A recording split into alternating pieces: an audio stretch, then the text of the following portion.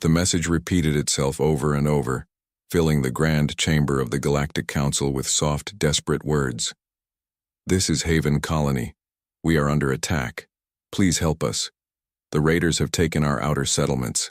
They are moving toward our central cities. We cannot fight them. Please, anyone, help us.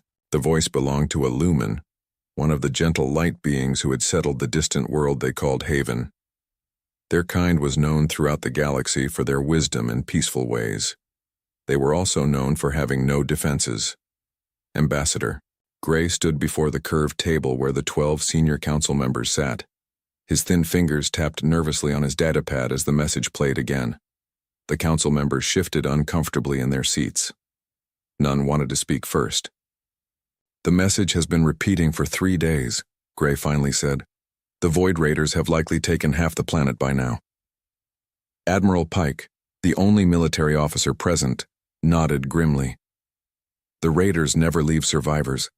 They take what they want: resources, artifacts, slaves, and destroy everything else.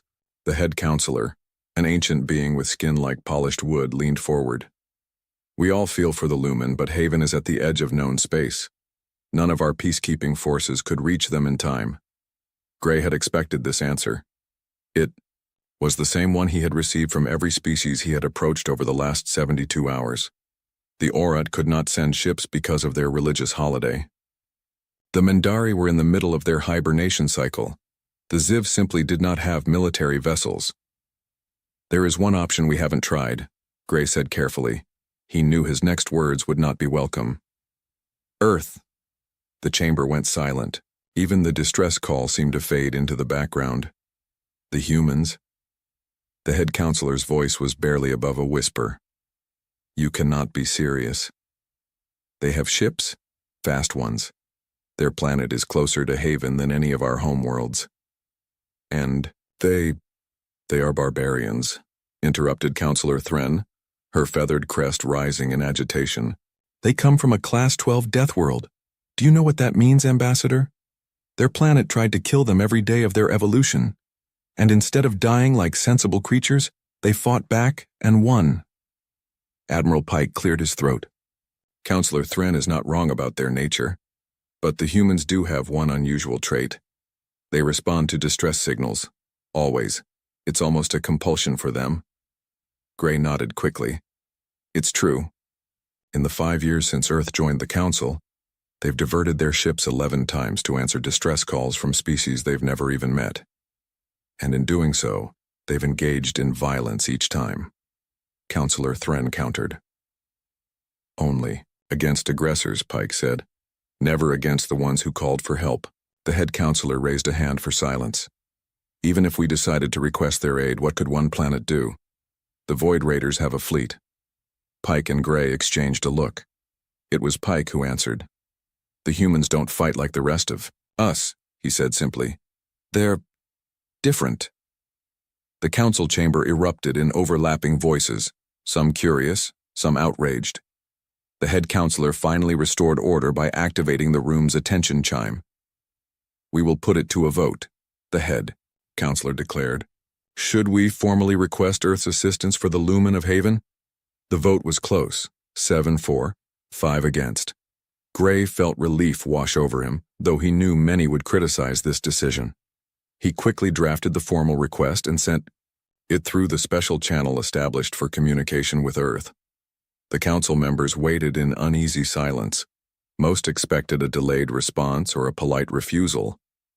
Earth had kept to itself since joining the galactic community, sending only a few representatives who rarely spoke at meetings. The reply came just 3 minutes later. SOS acknowledged. HMS Nemesis en route. ETA 72 hours. Gray read the message, aloud, and the council members looked at each other in confusion. HMS? Asked the head counselor. It stands for His Majesty's ship, Admiral Pike explained. A traditional designation for their vessels. But, Nemesis? I'm not familiar with that ship. A junior aide hurried into the chamber and whispered something to Pike. The Admiral's eyes widened slightly. Well? Prompted Counselor Thren. The Nemesis is not listed in Earth's registered civilian fleet, Pike said slowly. It's a military vessel. A destroyer, specifically. The chamber went completely silent. They're sending a warship? The head counselor's voice was faint with disbelief. Not aid workers or diplomats or peacekeepers, but an actual warship? I believe, Pike said carefully, that the humans have interpreted our request in their own way.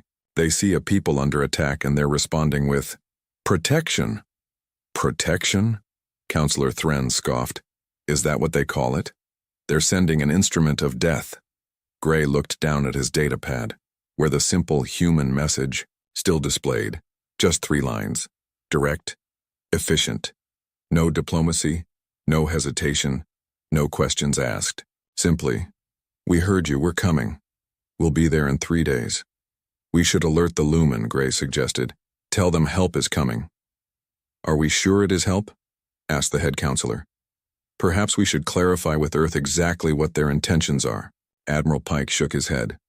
The Nemesis has already departed Earth space at full speed. They won't stop for clarification. Another aide entered and handed Pike a data crystal. The Admiral inserted it into the chamber's projector, and a holographic image appeared in the center of the room. It showed a ship unlike any the council members had seen before. Sleek, black, with no visible weapons but somehow radiating menace. This is the only known image of the Nemesis, Pike explained. Taken during a joint exercise last year. Earth doesn't share specifications of their military vessels.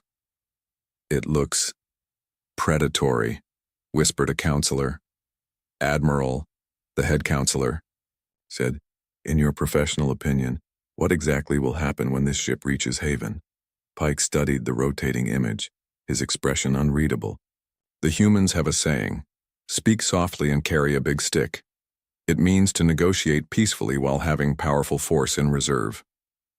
He gestured to the image of the Nemesis.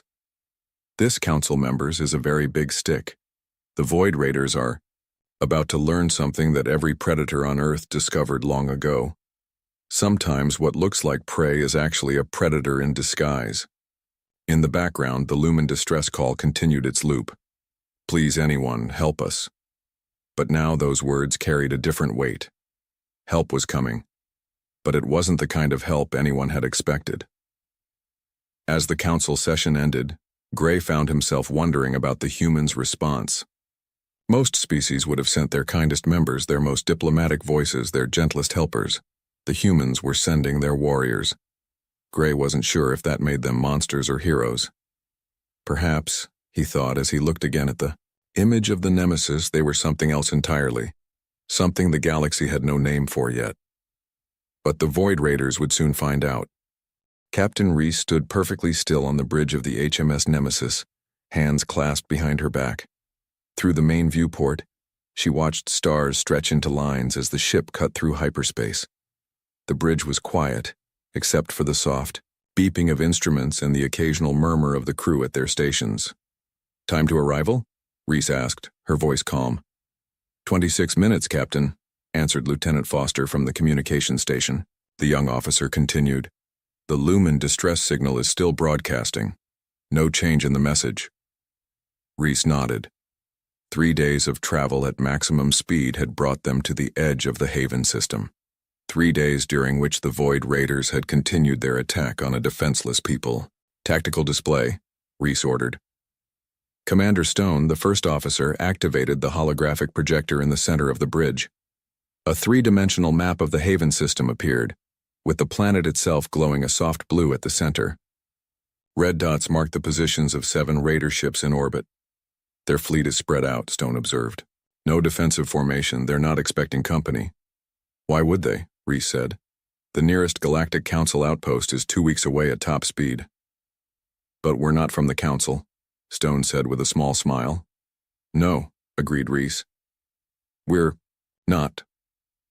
Dr. Wells, the ship's xenobiologist, entered the bridge with a datapad in hand. Her white lab coat stood out against the dark uniforms of the bridge crew. Captain, I've completed my research on the Lumen, Wells said. They're even more vulnerable than we thought. Reese gestured for Wells to continue. The lumen evolved on a world with no predators and no natural disasters, Wells explained, displaying images of tall, slender beings with faintly glowing skin. Their bodies produce natural light, bioluminescence, and they're telepathic within. Short ranges. Telepathic? Stone asked, suddenly concerned. Will they be able to read our minds? Not exactly, Wells said. They sense emotions and general thoughts, but they can't dig into memories or secrets. It's more like feeling the shape of someone's thoughts. And what will they feel from us? Reese asked quietly. Wells hesitated. That's the problem, Captain. The Lumen have no concept of violence, none. Their entire evolution happened without it. When they sense our capacity for combat, our willingness to fight, it might frighten them as much as the Raiders do. Reese considered this information. So we're going to rescue people who might be afraid of us. People who may not understand that we're trying to help. Yes, Wells confirmed. But there's something else. Their telepathy works both ways. When a lumen is killed, all nearby lumen feel it happen. The Raiders aren't just attacking them physically. They're causing psychological trauma with every death. The bridge fell silent as the crew processed this information. Reese's expression hardened. Tell me about the Raiders, she said. Stone adjusted the holographic display, bringing up images of various ships and alien beings. The Void Raiders aren't a single species, Stone explained.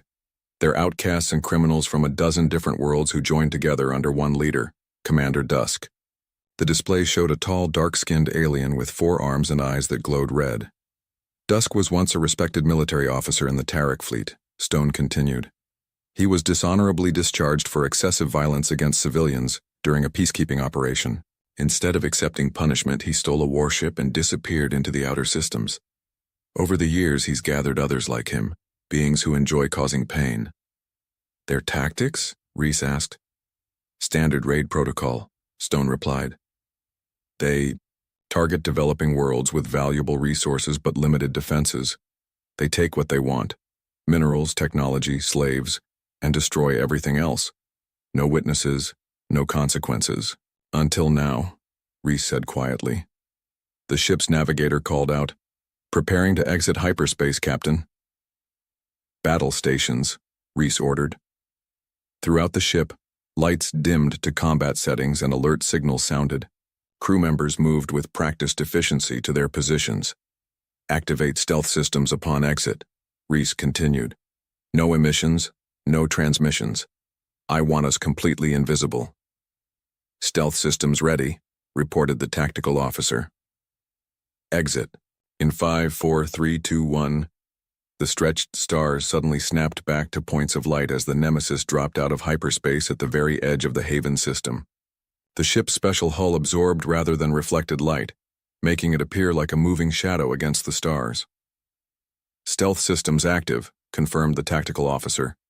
We are running silent. Long-range scanners, Reese ordered.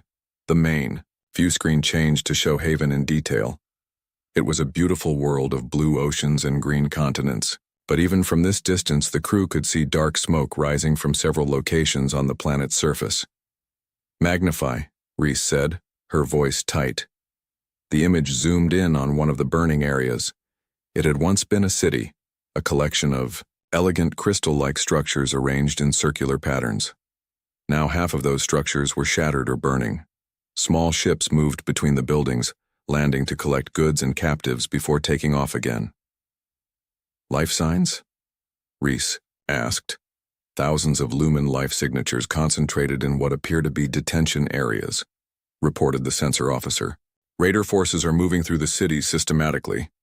Reese studied the tactical display, noting the positions of all 7 Raider ships. One small vessel was currently separate from the others, positioned near the edge of the system on patrol duty. Perfect, Reese murmured. She turned to Stone. First, we need information. Target the isolated patrol ship. Approach course minimum power. Let's introduce ourselves. As the Nemesis glided silently through space toward the unsuspecting Raider vessel, Reese opened a secure channel to the ship's special operations bay, where 12 soldiers in black combat armor were checking their equipment. Sergeant Miller, Reese called. A tall, broad-shouldered soldier looked up at the screen. Captain, prepare your team for ground deployment, Reese instructed. Your primary objective is to secure Lumen hostages and gather intelligence on Raider. Ground forces. Rules of engagement, Miller asked. Protect the Lumen at all costs, Reese replied. As for the Raider, she paused. Use your judgment, Sergeant, but remember they started this, we're going to finish it. Miller nodded once, understanding perfectly. Back on the bridge, the Nemesis closed in on the lone Raider patrol ship, AE, vessel called the Viper according to its identification signal. The Raider crew had no idea they were being hunted. In range, Captain, reported the tactical officer. Reese took a deep breath. This was the moment when the mission truly began. Until now, they had been observers. With her next order, they would become participants in a battle that would likely change this system forever. The Lumen had sent out a call for help, expecting aid workers, diplomats, or perhaps a few peacekeepers with limited weapons. Instead, they were getting the HMS Nemesis, one of Earth's most advanced warships, crewed by beings who had evolved on a world where danger lurked around every corner, where survival meant being stronger or smarter or faster than whatever was trying to kill you. Disengage stealth systems, Reese ordered. Target their engines only. I want that ship disabled, not destroyed. The black hull of the Nemesis suddenly lit up as its systems powered to full capacity. To the crew of the Viper, it must have seemed like a predator materializing out of nowhere. Open communications, Reese said. The Raiders were about to learn an important lesson. Sometimes when you hunt the helpless, you attract the attention of something far more dangerous than your prey. Reese stepped forward, her voice clear and firm as she addressed the enemy. This is Captain Reese of the Earth vessel Nemesis. You are conducting illegal operations against a protected species. Surrender immediately. The hunt had begun. The bridge of the Raider ship Viper fell silent as Captain Reese's face appeared on their main screen. The human's calm expression revealed nothing, but her words hung in the air like a threat. This is Captain Reese of the Earth vessel Nemesis. You are conducting illegal operations against a protected species. Surrender immediately. The Viper's captain, a scarred alien named Fang, recovered quickly from his surprise. Patch me through to Commander Dusk, he hissed to his communications officer. Moments later, Commander Dusk's face appeared on a secondary screen. His red eyes narrowed as Fang explained the situation. One ship? Dusk laughed, his voice deep and rough. The Galactic Council must be truly desperate to send a single vessel. Dusk moved his face closer to his camera, addressing the human captain directly. Tell your council masters that Haven belongs to the Void Raiders now. Leave while you still can. We're not from the council, Reese replied evenly. We're from Earth. A flicker of uncertainty crossed Dusk's face. Earth? The Death World? He paused, then shrugged with all four arms. Your reputation is exaggerated. One ship cannot stand against 7. Leave now, and we might allow it. Reese ended the transmission without responding. Commander Stone looked at her. They're not taking us seriously. Good, Reese said with a small smile. Target the Viper's engine section. Precision strike only. On the tactical screen, the crew watched as the Nemesis's targeting systems locked onto the Raider vessel's propulsion systems. Fire, Reese ordered. A single energy beam lanced out from the Nemesis, striking the Viper with surgical precision. The Raider ship's engines flared and died, leaving it drifting helplessly. Direct hit, reported the tactical officer. Their engines are disabled, life support intact. Now we have their attention, Reese said. All remaining Raider ships are changing course to intercept us. 6 warships, each larger than the Nemesis, began moving to surround the human vessel, their weapons charged, glowing points of light against the blackness of space. They're forming a standard encirclement pattern, Stone observed. Predictable. Too predictable, Reese agreed. She turned to her navigation officer. Prepare hyperspace. Jump sequence Alpha. Target coordinates directly behind their command ship. The officer looked startled. Captain, a jump that short is extremely dangerous. The calculations have already been made, Reese interrupted. This is what we trained for, Lieutenant. As the Raider ships closed in, their weapons reaching optimal firing range, Reese gave the order. Execute jump. The Nemesis vanished inside a flash of light, only to reappear seconds later directly behind the largest Raider vessel, Dusk's command ship, the Scourge. Fire at will, Reese commanded. The Nemesis unleashed a barrage of weapons fire at the Scourge's unprotected rear. Alarms blared on the Raider vessels as they scrambled to adjust their formation. They're confused, Stone said with satisfaction. They've never seen a ship make a jump that precise within a system. Again, Reese ordered, jump sequence beta. The Nemesis disappeared once more, reappearing above a different Raider ship. More precision strikes followed. They're trying to predict our pattern, Stone noted as the Raiders began firing wildly. There's no pattern, Reese replied. On Haven's surface, Sergeant Miller led his team of Special Forces soldiers through the ruins of what had once been a beautiful Lumen city. They had landed their stealth dropship in a forest clearing 5 kilometers from the largest detention center. Miller signaled his team to stop as they reached the edge of a clearing. Ahead, a large crystal structure had been converted into a prison.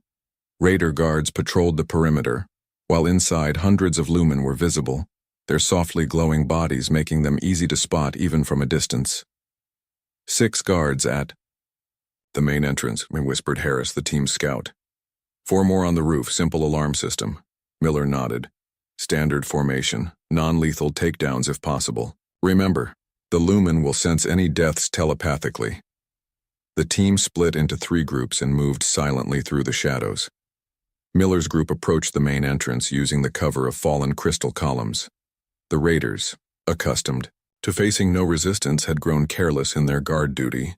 2 were actually playing a game with small stones, while the others talked loudly among themselves. Miller gave the signal, and his team moved. They struck with quiet efficiency, stun weapons dropping 4 guards before they could react. The remaining 2 reached for their weapons but were quickly overwhelmed by the human speed and precision. In less than a minute, all guards were neutralized and Miller's team had control of the entrance. Main entrance secure, Miller reported through his communicator. Team 2, status? Roof secured, came the reply. No alarms triggered. Team 3, begin extraction. As Miller's soldiers moved into the detention center, they encountered something unexpected. The Lumen prisoners were not cowering in fear, as might be expected. Instead, they were standing near the entrance, their bodies glowing with a strange pulsing light. An older Lumen stepped forward, taller than the others with skin that shimmered like sunlight on water. We felt your minds approaching, the Lumen said in a soft voice. You are different. Miller lowered his weapon. My name is Sergeant Miller. We're humans from Earth. We've come to help. The Lumen studied him with large, luminous eyes. Your minds are strange to us, ordered yet chaotic. You intend violence, but for protection? That's right, Miller confirmed. We're here to help, but we do things differently than you're used to. The Lumen introduced himself as Bright, an elder of his people. I have seen into the minds of the Raiders, Bright said, his light dimming slightly. There is only darkness there, hunger, and cruelty, but you— He tilted his head curiously. You contain both light and darkness in perfect balance. Before Miller could respond, alarms began to sound throughout the compound. Through the crystal walls, they could see more Raider ships landing nearby. They know we're here, Harris said tensely. Protect the Lumen, Miller ordered his team. Defensive positions. As Raiders poured into the detention center from multiple entrances, the human soldiers moved with practiced coordination. Unlike the Lumen, who could only flee from violence, the humans engaged it with controlled precision. The Raiders, expecting easy targets, found themselves outmaneuvered at every turn. Miller's team used the crystal architecture for cover, setting traps and ambushes that confused and separated the attacking forces. Bright and the other Lumen watched in astonishment as the humans fought. Where a Lumen would panic or freeze, the humans remained calm. Where the Raiders attacked with wild aggression, the humans responded with calculated efficiency. How do they fight like this? One Raider commander shouted into his communicator as his forces fell back in disarray. It's like they've been preparing for this their entire lives. From his position behind a fallen column, Miller spotted a group of Raiders using their weapons to herd Lumen prisoners as shields. He switched his rifle to stun setting and spoke quietly to Bright, who had remained nearby. Can your people hear thoughts from a distance? Miller asked. Bright's glow pulsed. Yes, if we focus together. We need a distraction, Miller explained, quickly. Can your people send a message to all the Lumen in that group at once? Tell them to drop to the ground on my signal? Bright nodded, his light brightening with understanding. The elder Lumen closed his eyes and several nearby Lumen joined hands, their collective glow intensifying. Miller counted down on his fingers. 3, 2, 1. All at once, every Lumen being held by the Raiders dropped to the floor. In the split second of confusion that followed, Miller's team fired, dropping the surprised Raiders with precise stun blasts. It worked, Bright said, his voice filled with wonder. We have never used our abilities this way before. Sometimes, seeing things differently is an advantage, Miller replied, already moving toward the next group of Raiders. As the battle continued, the Lumen began to understand something profound about the humans. These strange beings from a world called Earth didn't just know how to fight. They had evolved with it, refined it, mastered it. The violence that so terrified the Lumen was, to humans, simply another skill to be used when necessary. And now, for the first time, the Raiders were facing an enemy who could match their aggression with something more dangerous: discipline. Over his communicator, Miller heard the voice of Captain Reese. Ground team, status report. Primary detention center secured, Captain, Miller replied as his team rounded up the last of the surrendering Raiders. But there's something you should know. He looked at Bright and the gathered Lumen, who were now using their telepathic abilities to help locate hidden Raiders. The Lumen are helping us, Miller continued. They can't fight, but they can be our eyes. I think we've just found some unexpected allies. Above them, in orbit, the battle between the Nemesis and the Raider fleet continued. But now a new kind of partnership was forming on the ground. One between a species that had never known violence and another that had mastered it completely. The Raiders had no idea what was coming next. 3 hours into the battle, the Nemesis took its first serious hit. A coordinated attack by 3 Raider ships caught the human vessel as it emerged from a hyperspace jump. Energy beams struck the port side, causing the ship to shudder violently. On the bridge, Captain Reese gripped her command chair as warning alarms blared. Damage report. Hull breach on Deck 3, reported Commander Stone, studying the damage control display. Automatic seals engaged. Lieutenant Gray was injured. Medical team responding. Shields at 62%, added the tactical officer. 2. Weapon systems offline. Reese's expression remained calm, but her eyes hardened. The Raiders were adapting to their tactics faster than expected. She needed to change her approach. Status of Raider fleet? She asked. 2 ships disabled, 5 still combat capable, Stone replied. But they're starting to coordinate their attacks. Their command ship is directing the others to predict our jump points. Reese nodded thoughtfully. Contact Sergeant Miller on the surface. I need an update.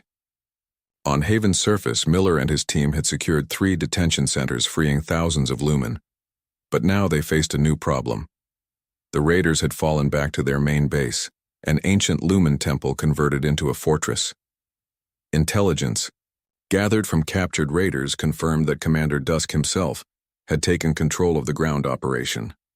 Captain, Miller reported over his communicator, we've secured most of the captive Lumen, but Dusk is using the remaining prisoners as hostages in the central temple.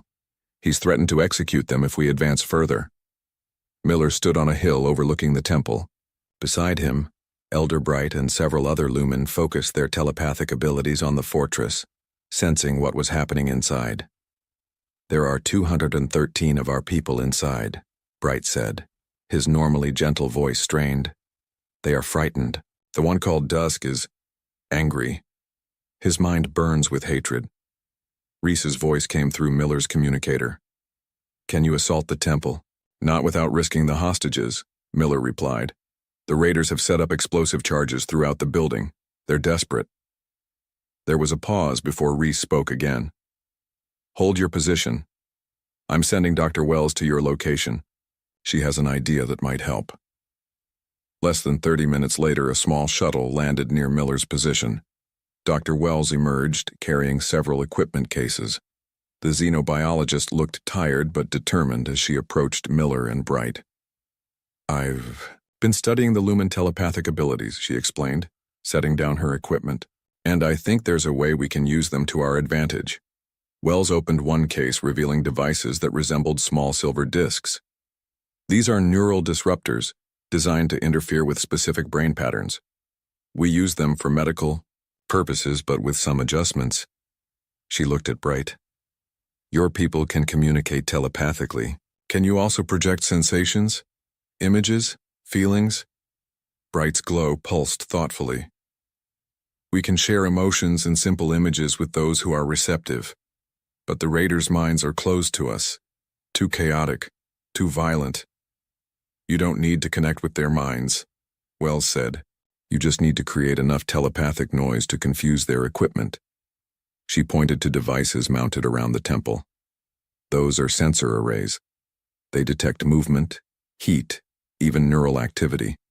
But they can't distinguish between real signals and telepathic projections." Miller understood immediately. "A diversion.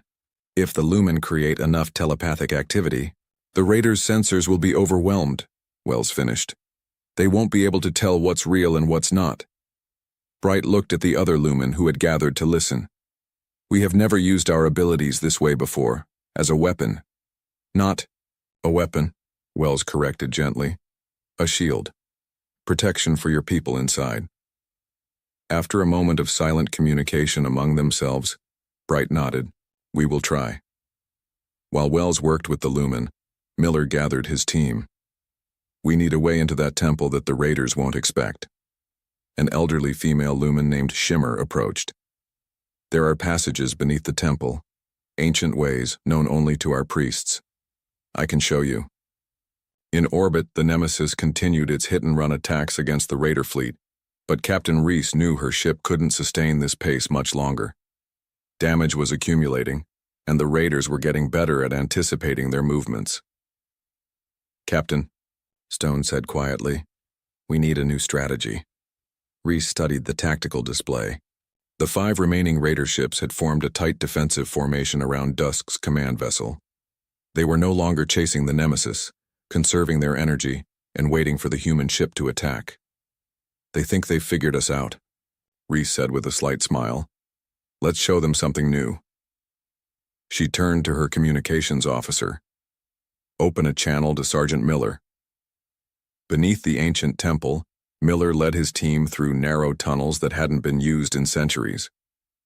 The passages were tight, forcing the humans to crouch as they moved.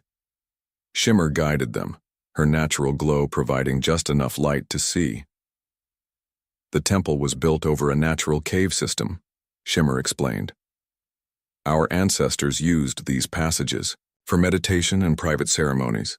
The tunnels eventually led to a vertical shaft.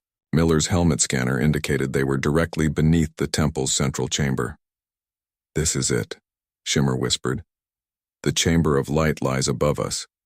There is a hidden entrance behind the altar." Miller checked his chronometer. "Everybody, in position. Remember, we move on my mark, not before." His communicator beeped softly. "Sergeant," came Captain Reese's voice. "We're ready up here. Operation begins in 5 minutes." "Understood, Captain. We're in position." Miller turned to Shimmer. "Return to Bright and the others. Tell them to be ready." After the Lumen departed, Miller addressed his team. "This will be close-quarters combat with hostages present. Precision is everything. Captain Reese is about to give the raiders something else to worry about, and the Lumen will blind their sensors. Our job is to get in, secure the hostages, and capture Dusk if possible." The soldiers checked their weapons one final time. Unlike their earlier encounters, this would be the most dangerous part of the mission. The raiders would be cornered, desperate, and under the direct command of Dusk, a trained military commander. On a hillside overlooking the temple, bright wells and over 100 lumen had gathered in concentric circles. They sat with hands linked, their bodies glowing. With increasing intensity, focus your thoughts, Wells guided them. Don't try to reach individual minds, instead project your emotions outward, like ripples in water. The lumen began to pulse with light, their natural bioluminescence growing stronger. The air around them seemed to shimmer with energy. That's it, Wells encouraged. Keep building the energy. In orbit, Captain Reese gave her boldest order yet. Power down all systems. Make it look like we've suffered catastrophic damage. The bridge lights dimmed as the Nemesis went dark, appearing dead in space. Only minimal life support and internal communications remained active.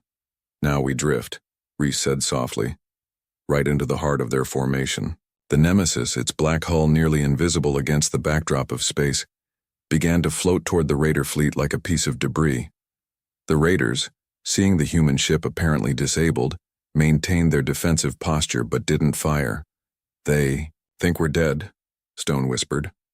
Let them keep thinking that, Reese replied, until it's too late.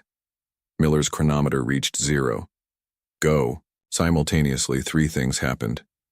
In orbit, the seemingly dead Nemesis suddenly roared back to life in the middle of the Raider formation, all weapons firing at point-blank range. On the hillside, the gathered lumen released a massive telepathic surge that overwhelmed every sensor in and around the temple. To the Raiders inside, it appeared as if thousands of beings were approaching from all directions. And beneath the temple, Miller's team burst through the hidden entrance into the Chamber of Light, catching the Raiders in a moment of complete confusion. The chamber was vast, with a domed ceiling covered in crystal formations that reflected light in dazzling patterns. Lumen hostages huddled in the center, surrounded by Raider guards. On a raised platform stood Commander Dusk, his 4 arms gesturing wildly as he shouted, "Orders! What's happening?" Dusk roared as alarms blared and his guards stumbled in confusion. The sensors are detecting movement everywhere. At that moment, Miller's team struck. Stun blasts dropped the nearest Raiders before they could react. Others turned to fight, but the humans moved with coordinated precision, each soldier covering the others as they advanced. Dusk saw what was happening and grabbed the nearest lumen hostage, a child whose light flickered in terror. "Stop or I'll kill this one," he shouted, pressing a weapon against the child's head. Miller aimed his rifle but couldn't risk the shot. The other Raiders, seeing their commander's example, also seized hostages. For a moment, everything hung in balance. The human soldiers couldn't advance without endangering the hostages, but the Raiders couldn't escape. Then, something unexpected happened. The lumen hostages, connected telepathically to Bright and the others outside, acted together, as if receiving a silent signal. Every lumen in the chamber suddenly flared with blinding light. The Raiders, unused to the intense brightness, recoiled and shielded their eyes. In that brief moment, Miller's team struck. Precision shots dropped. The disoriented Raiders one by one. Dusk, still holding the lumen child, backed toward an exit. "Stay back," he warned. Miller lowered his weapon slightly. "It's over, Dusk. Your fleet is being destroyed as we speak. Surrender, and you'll be treated according to galactic law." "Treated by what law?" Dusk snarled. "The law of the strong? Because that's the only law that matters out here." "No," Miller replied calmly. "The law that protects the weak from predators like you." As they faced each other, the child in Dusk's grasp suddenly went completely dark, stopping its glow entirely. Surprised, Dusk glanced down, and in that split second of distraction, Miller fired. The stun blast hit Dusk squarely and he collapsed. Throughout the chamber, the Raiders were being secured by Miller's team. The lumen hostages, their glow returning to normal, embraced each other in relief. Miller approached the child who had been held by Dusk. The young lumen looked up at him with large, luminous eyes. "You stopped your light," Miller said, impressed. "How did you know to do that?" The child's glow pulsed gently. "I felt it in your mind. The darkness that hides the light. Sometimes to be safe one must be silent." Miller nodded, understanding dawning. The Lumen were learning from the humans, just as the humans were learning from them. His communicator activated with Captain Reese's voice. "Ground team, status?" "Temple secured, Captain," Miller reported. "Dusk is in custody. All hostages safe." "Well, done," Reese replied. "The Raider fleet has been neutralized. The Haven system is secure." Miller looked around the ancient chamber, where humans and Lumen now stood together in victory. "What happens now?" he asked. "Now," Reese said, "we show the galaxy what happens when someone sends a distress call to Earth." 3 days after the battle, a Galactic Council ship arrived at Haven. The sleek diplomatic vessel named Harmony entered orbit cautiously. Its scanners showed the remains of the Raider fleet, disabled ships drifting under guard by the HMSE Nemesis, which still bore the scars of combat on its dark hull. Ambassador Gray stood nervously on the Harmony's observation deck, watching as a shuttle from the Nemesis approached their docking bay. He had come expecting to find devastation, perhaps even to conduct rescue operations for any surviving Lumen. The Council had sent medical teams, aid workers, and a small security force. What Gray hadn't expected was to find the Raider threat completely neutralized, the Lumen population largely intact, and reconstruction already underway. "I still don't understand how they did it," Gray murmured to Admiral Pike, who stood beside him. "One ship against 7, a dozen soldiers against hundreds of Raiders." Pike didn't answer immediately. The old military officer had suspected the humans might be effective, but even he hadn't imagined such a decisive victory. "Perhaps," Pike said finally, "we've underestimated them." The shuttle docked and Captain Reese emerged. She wore her formal uniform, but her face showed signs of exhaustion beneath her professional demeanor. Ambassador Gray, Admiral Pike, Reese greeted them with a small bow. "Welcome to Haven." Gray stepped forward, extending his thin hands in the traditional council greeting. "Captain Reese, on behalf of the Galactic Council, I offer our sincere gratitude for your intervention." Reese accepted the gesture politely. "My crew performed admirably, but there's someone else you should meet." She turned and gestured to the shuttle. Elder Bright emerged, his light pulsing gently. Several council members gasped. They had expected to find the Lumen traumatized, hiding from violence they couldn't understand. Instead, Bright stood tall, his glow strong and steady. "Greetings, Ambassador," Bright said. "The Lumen of Haven welcome the Galactic Council." Gray fumbled for words. "Elder Bright, we came prepared to offer emergency aid and evacuation if necessary, but it seems that we are rebuilding rather than fleeing." Bright finished with a gentle pulse of light that indicated amusement. "Yes, thanks to our human allies." Gray looked from Bright to Reese, confusion evident on his face. "Allies? But the Lumen abhor violence, and humans are quite capable of it," Reese acknowledged. "But capability doesn't equal desire, Ambassador. We did what was necessary to protect the Lumen. Nothing more." "I'd like to see the situation on the surface," Admiral Pike interjected. Reese nodded. "Of course, we can depart immediately." The council delegation's shuttle descended toward Haven's largest city. From above, they could see the damage done by the Raiders: burned buildings, shattered crystal towers, scarred land where mining equipment had torn up the soil.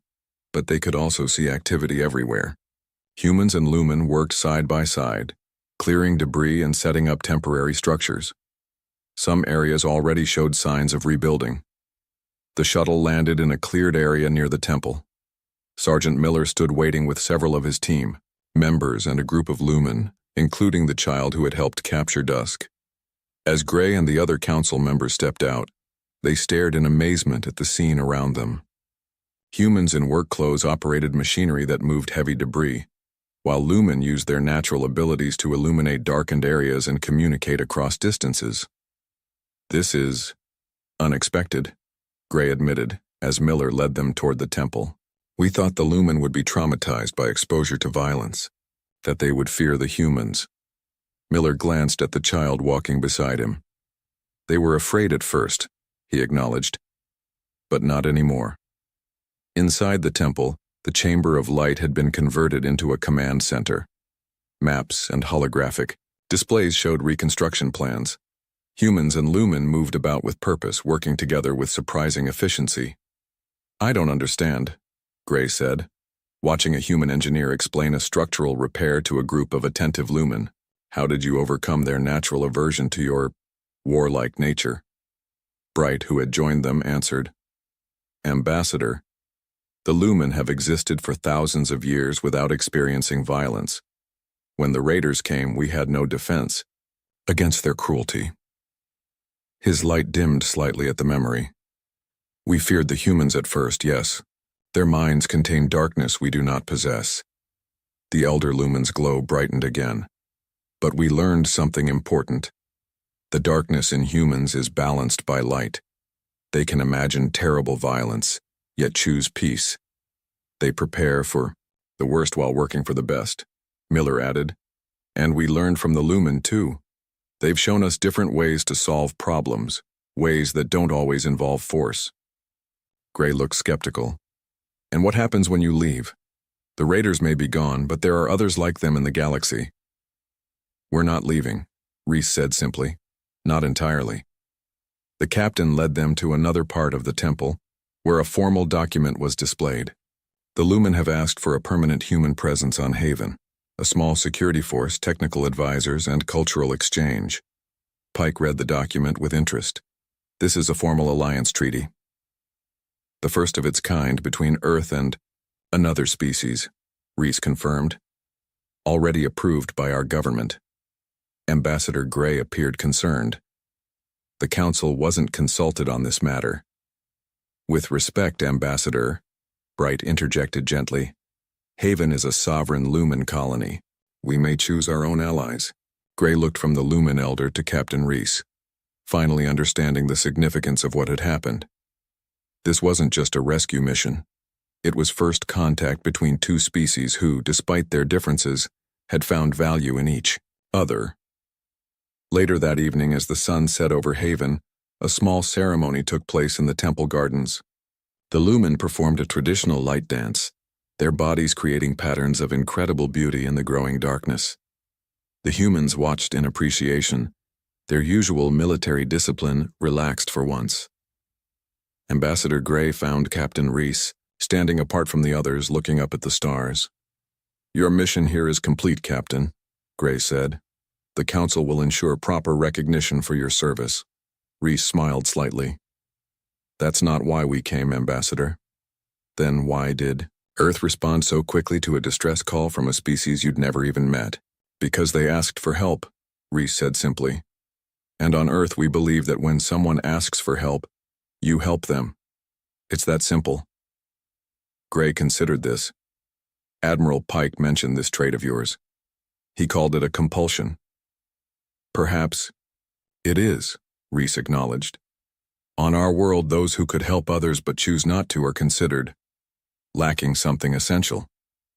They watched as a human child and a Lumen child played together near a fountain, the human teaching the Lumen a game with small stones, while the Lumen created tiny light patterns that the human tried to catch. "The Council feared you," Gray admitted, quietly. "When Earth joined us 5 years ago, many believed it was only a matter of time before humans tried to dominate through force. Your world, your history, they're so different from the rest of us." "Yes," Reese agreed. "We evolved on a world that tried to kill us every day. We had to become strong to survive." She watched the playing children with a soft expression. "But strength doesn't have to be frightening, Ambassador. It can also protect." In the garden, more humans and Lumen had joined the children's game, laughing and glowing in the growing darkness. "Your ships are called His Majesty's ship," Gray noted. "Nemesis is a name from human mythology, is it not? The goddess of retribution." "Yes," Reese nodded, "but also of balance and harmony. She brought retribution to those who needed it, but protection to those who deserved it." As they watched the celebration, Admiral Pike approached with a data crystal in hand. Captain Reese, this just arrived from Earth. 3 more human ships are being dispatched to Haven.